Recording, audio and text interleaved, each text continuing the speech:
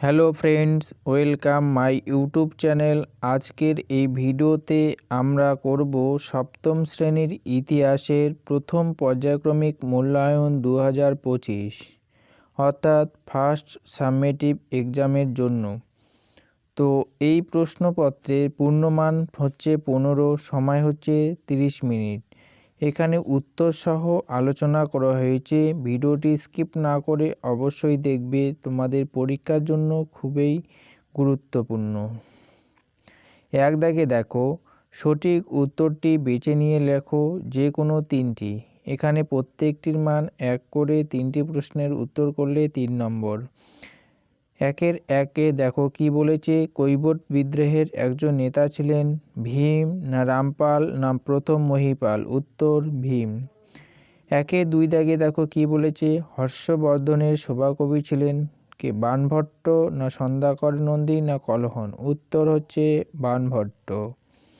একের তিনে দেখো, বিক্রমশীল মহাবিহার প্রতিষ্ঠা করেন গোপাল না ধর্মপাল না দেবপাল?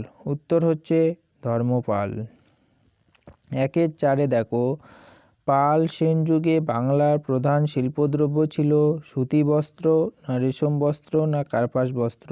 উত্তর কার্পাস বস্ত্র। দুই দাগে দেখো, ঠিক ভুল নির্বাচন করো যে কোনো তিনটি।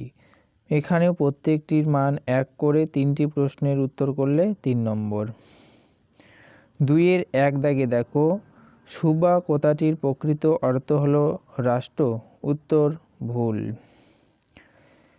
দুইয়ের দুই দেখো, পাল সেন যুগের সমাজে কাষ্ঠ শিল্পীদের বিশেষ গুরুত্ব ছিল? উত্তর ঠিক। দুইয়ের তিন দাগে দেখো, গুপ্ত যুগে পুনর্বর্ধন ছিল একটি ভুক্তি বা শাসন এলাকা? উত্তর ঠিক। দুইয়ের চার দাগে প্রশ্ন দেখো, বাংলাদেশ রাষ্ট্র গঠিত হয় 1972 খ্রিস্টাব্দে? উত্তর ভুল। এরপরে দেখো তিনের দাগে, একটি বাক্যে উত্তর দাও যে কোনো 4টি। এখানে প্রত্যেকটি প্রশ্নের মান 1 করে, 4টি প্রশ্নের উত্তর করলে 4 নম্বর। তিনের এক দাগে দেখো, আবুল ফজলের লেখা গ্রন্থটির নাম কি? উত্তর আবুল ফজলের লেখা গ্রন্থটির নাম হলো আইন-ই-আকবরী। তিনের দুই দাগে দেখো, নির্বাণ কথার অর্থ কি? উত্তর নির্বাণ কথার অর্থ হলো মুক্তি। তিনের তিন দাগে দেখো, রামচরিত এর রচয়িতা কে? উত্তর রামচরিতের রচয়িতা হলেন সন্ধ্যাকর নন্দী। তিনের চার দাগে দেখো, আদি বাংলা ভাষার উদাহরণ পাওয়া যায় কোন লেখায়? উত্তর চর্যাপদের লেখায় আদি বাংলা ভাষার উদাহরণ পাওয়া যায়। তিনের পাঁচ দেখো, বল্লাল সেনের লেখা দুটি গ্রন্থের নাম লেখো? উত্তর বল্লাল সেনের লেখা দুটি গ্রন্থের নাম হলো দানসাগর ও অদ্ভুত সাগর। চার দাগে এবার দেখো, 2-3টি বাক্যে উত্তর দাও যে কোনো দুটি। এখানে প্রত্যেকটির মান 2.5 করে আছে, 2টি প্রশ্নের উত্তর করলে 5 নম্বর। তো চলো শুরু করি। 4-এর এক দাগে দেখো, সামন্ত কাদের বলা হয়?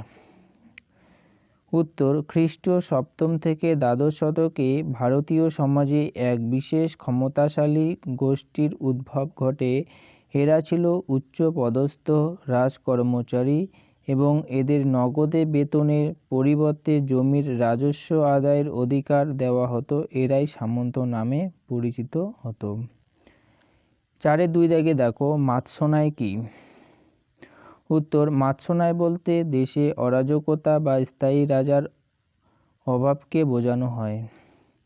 পুকুরের বড় মাছ যেমন ছোট মাছকে খেয়ে ফেলে, তেমনি অরাজকতার সময়ে শক্তিশালী ব্যক্তি দুর্বল ব্যক্তির উপর অত্যাচার করে।